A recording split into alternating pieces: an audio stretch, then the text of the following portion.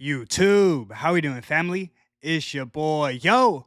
And this is another episode of the Ballpark Show. I go through every MLB game every day and I try and narrow it down to the plays I personally see the most value in. I've got 4 games for you today. I'll walk you through my thoughts on those and I'll have 2 highlighted plays of the day. I also have 3 player props at the end, so stick around. I do this every day for free, so please leave a like, subscribe to the channel, and let me know your favorite game in the comment section below. Without further ado, let me get into today's recap.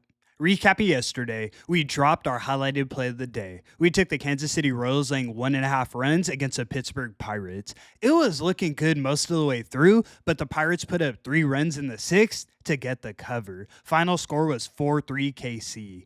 I thought about taking them in the first 5 because I really like Bubic on the mound, but I'll be better moving forward. I've got 2 highlighted plays today, and I've got 3 player props, so stick around. We're now 4-1 on all props given out. Without further ado, let me get into today's games.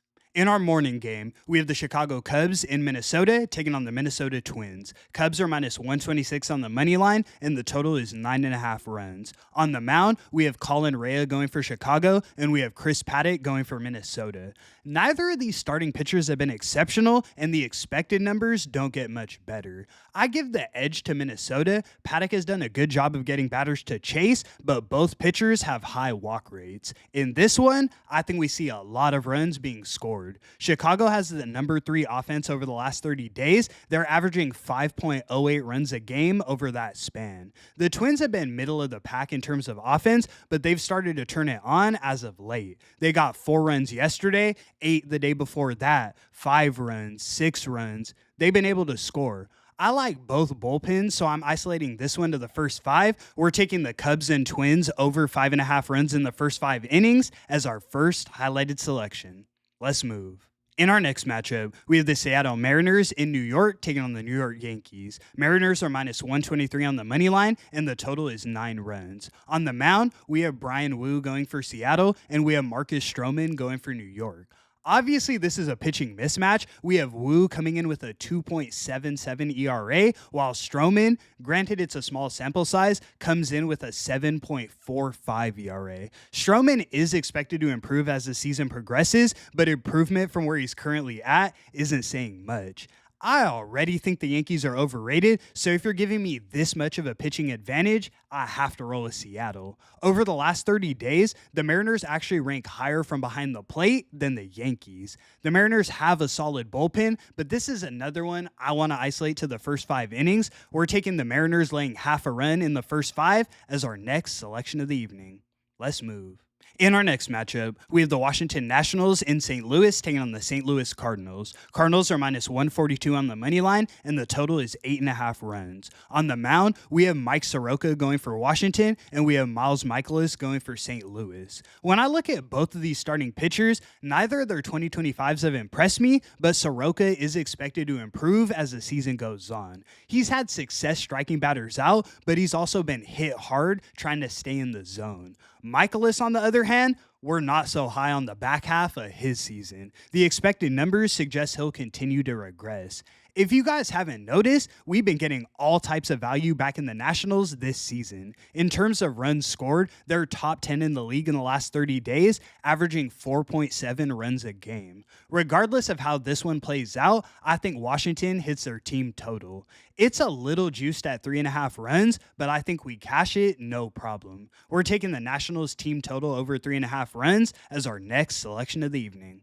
Let's move.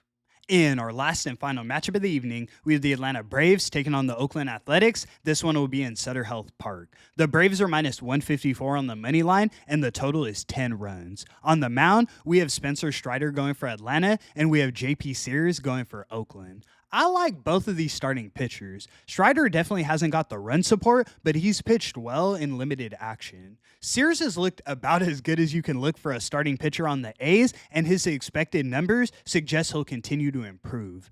I know we've seen a pretty high scoring series thus far, but at the end of the day, these are 2 of the bottom 10 offenses in the last 30 days. I think this total is set too high and we end well below 10 runs. I lean towards the A's. I like Sears on the mound, but we're taking the Braves and A's under 10 runs as our second highlighted selection of the evening. All right, guys, let's get into the props. We've been on a tear so far, 4-1, so let's keep that momentum rolling. First, we're taking Dansby Swanson of the Chicago Cubs to get 1 run or RBI. I'm expecting a high scoring outing from the Cubs, so it sets up perfectly for Dansby. He's definitely not a home run hitter, but in the last 30 days, he's been a go to guy in terms of getting on base and driving in runs for the Cubs. Next, we're taking Corey Seager of the Texas Rangers to get 1 run or RBI. Seager's really the engine of this Rangers offense. He makes hard contact, gets extra bases, and basically, if the Rangers score, he's going to be a part of it. Last but not least, we're taking Ketel Marte of the Arizona Diamondbacks to also get 1 run or RBI. If you've watched a Diamondbacks game, you know Marte. He's top 10 in the league in hard contact, consistently gets on base, and the Diamondbacks offense is rolling, so there's usually a man on. And that's going to conclude today's video. Thank you so much for tuning in, guys. Let's get back in that win column and go 2-0 on our highlighted tonight. I appreciate the support so much. I do this every day for free, so please leave a like and subscribe to the channel. It's your boy, yo! And until the next one, I'm going to catch y'all. Peace.